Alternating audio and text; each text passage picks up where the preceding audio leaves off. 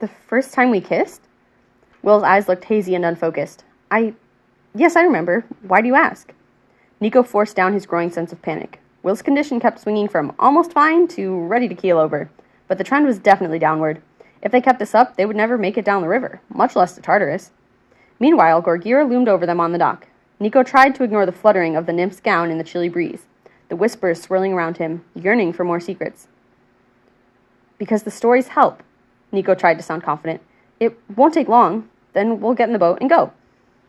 Will nodded. Oh, okay, well, if I remember correctly, it wasn't that long ago.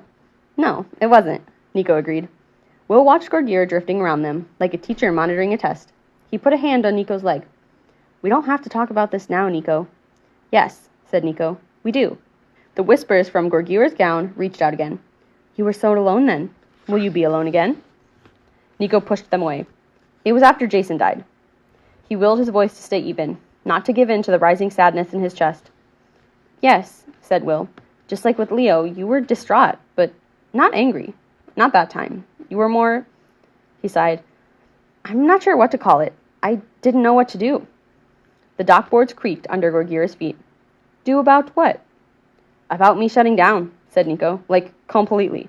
I wasn't even crying over Jason's death. It didn't seem real to me. How could he just be gone? And Jason meant a great deal to you, yes, said Gorgira. He was the first to truly accept you. Exactly, and I wasn't there to help at the end. I couldn't save him. Hot tears poured down Nico's face. He turned away from Will and Gorgira, suddenly ashamed by his display of grief. But the whispers followed him, the threads of loneliness and desperation wrapping around his heart, pulling him back. You wish for him to return, they said. You resent that he left you. You're worried that this one will leave you too. The last whisper was a punch to the gut. Nico sobbed, because that was his biggest fear, wasn't it? That's what he worried awaited them at the bottom of the plunge. Will would die. Will would sacrifice himself. Will would be left behind. I've got you, Will said in his ear.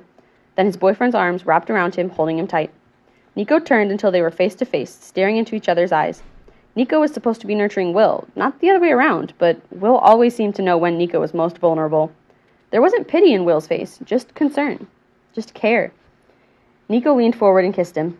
It wasn't a long or particularly romantic kiss. Their lips met. Will reached up and held the back of Nico's head. It was brief, it was sweet, and it was what Nico needed.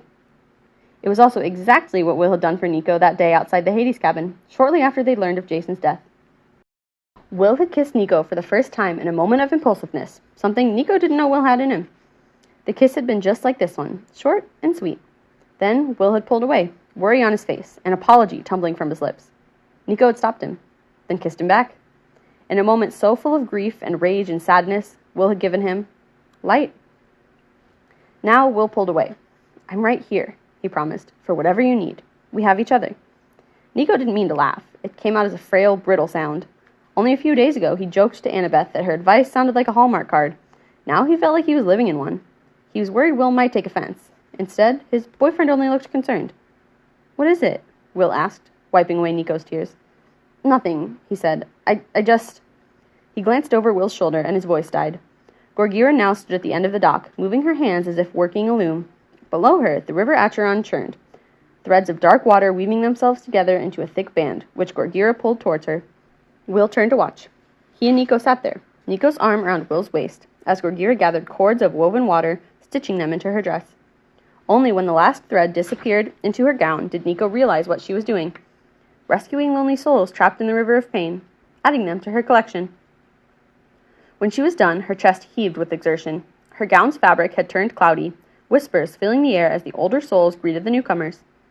Gorgira staggered under their weight. Instantly, Will and Nico rose to help her, their own problems forgotten. I'm fine, she promised, though her face was drained of color. The souls called to me, and I had to help them.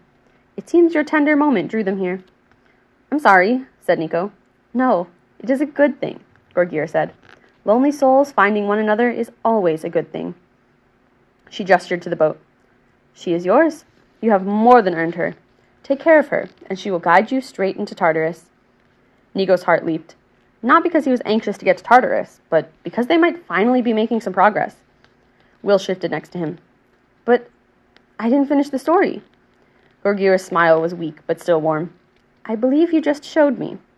The boat bobbed precariously as Nico climbed in. He hoped Will had good sea legs. The only ship Nico remembered spending a significant amount of time on was the Argo II, and that had flown more than it had sailed. This trip was with Will, though. That changed everything, even if their destination was the basement of the universe.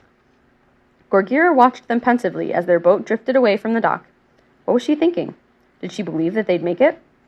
Nico reached in the pocket of his jeans. He took out the coin, running his fingers over the embossing until he'd traced every bit of it. "You brought my gift," said Will, smile lines crinking around his eyes. "Great minds think alike?" He reached inside the collar of his shirt and pulled out his gold chain. On it glinted Nico's ring.